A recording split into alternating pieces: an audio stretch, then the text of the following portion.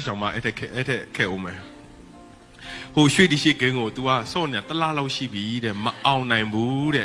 那个等于今年说咯，我拉边就我不老么开路嘞，就当年他们就比多。都哎呀你嘛，哎呀你天机的呗，看到过那里秒多了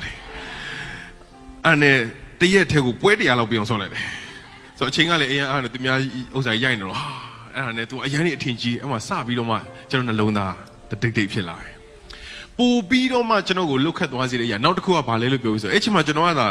မွေးသေးစားတဲ့ထဲမှာရှိနေတာအဲ့ဒီချိန်မှာကျွန်တော်ကယေရှုခရစ်တော်မသိသေးတာအဲ့ချိန်မှာကျွန်တော်ရဲ့အသက်တာကမမှန်ကန်သေးတာဒါပေမဲ့ तू အရန်ထူကြတယ်ဆိုတော့ तू ကဒီ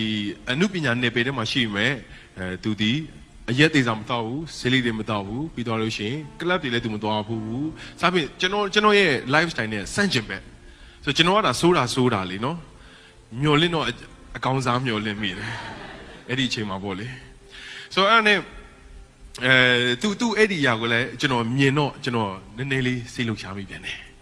အပြင်နောက်ဆုံးကျွန်တော်နှလုံးသားတစ်ခုလုံးအပိုင်ရသွားတဲ့အချိန်ရှိတယ်အဲ့ဒါဘာလဲလို့ပြောပြီးဆိုလို့ရှိရင်တရက်ကြတော့သူကကျွန်တော်စီရောက်လာပြီးတော့မှပြောတယ်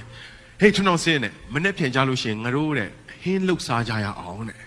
ရှူတင်မှာလည်းအမြဲတမ်းရှိနေတာဆိုတော့ငါလည်းအင်္ဂါတွေဟင်းတစ်မျိုးချက်လာမယ်နင်းလဲဟင်းတစ်မျိုးချက်လာပြီးတော့ငါတို့ဒီမှာပေါင်းပြီးတော့မှစားကြရအောင်ဆိုပြီးတော့မှပြောတဲ့ခါကျတော့ဟုတ်ပြီပေါ့ဆိုလို့ရှိရင်တော့ဒါတယောက်နဲ့တယောက်ဖလှယ်ရမယ့်အချိန်ပေါ့အချိန်မှာကျွန်တော်ကျတော့ငငယ်ကလေးကမနေ့ကလည်းကျွန်တော်ပြောပြတယ်ကျွန်တော်ဘွားအချိန်ပြောတယ်ကျွန်တော်ဟင်းချက်တတ်တယ်ဆိုတော့အိမ်မှာလည်းထမင်းဟင်းတွေချက်ရတဲ့အချိန်မှာအဲ့တော့ကျွန်တော်အကောင်းဆုံးဟင်းလျာကျွန်တော်ပြင်ဆင်ရတော့မယ်ဘဝအတွက်နော်အကြိုက်ဆုံးရာစားလိုက်တာနဲ့ကြိုက်သွားစီရမယ်ဆိုရင်ဟင်းချက်တယ်ဘာဟင်းချက်ရသေးလားတညင်းသည်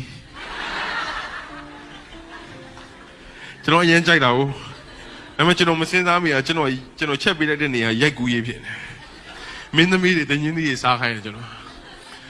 အဲ့ဘာဖြစ်အဲ့တော့ပြင်ဆင်မယ်ပေါ့အဲ့နဲ့ညကတည်းကကျွန်တော်ပြောင်းတာနဲ့ဟင်းနေပါချက်ဖို့အတွက်ဝဲပြီးလုံးဝပြင်ဆင်ထားပြီးတော့တညလုံးမနေ့ကြလို့ရှိရင်နည်းနည်းတော့ချက်ပြီးရတယ်ယူသွားအောင်ပဲကျွန်တော်အကုန်လုံးလီးပြီးအကုန်လုံးတင်တော့ပြီးသွားပြီ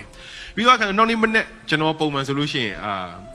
ရှူတင်က10နိုင်လောက်မှဆိုကျွန်တော်9နိုင်လောက်မှထားတယ်ထားပြီးတော့ကျွန်တော်ပြင်ဆင်ပြီးရတယ်ကျွန်တော်ကွက်တီသွားတယ်ပေါ့လေအဲ့ချိန်မှာသူ့အိမ်ကလည်းနည်းနည်းဝေးတော့သူတို့ကအစိုးရပြင်ဆင်ပြီးအစိုးရကြိုပြီးသွားကြတော့မနေ့9နာရီပဲရှိသေးတယ်ကျွန်တော်ဖုန်းဆက်လာဖုန်းကန်ကျွန်တော်လည်းအိတ်ချင်မူတူနဲ့သူကမပြောလို့ဆိုချင်းအေးတဲ့ဗာလဲနင်မနိုးသေးဘူးလားအေးမနိုးသေးဘူးနင်ဟင်းချက်မှဆိုဘာမှမဖြစ်ဘူးငါခဏလေးဆိုပြီးတယ်ဗောလေ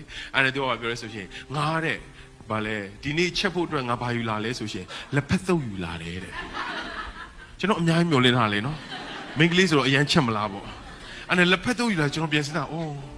ငါတယောက်တည်းဘာလို့ပင်ပန်းခံပြီးချက်နေတာငါလည်းဂျင်းတုပ်လောက်ပဲယူမှာပေါ့လေဆိုတော့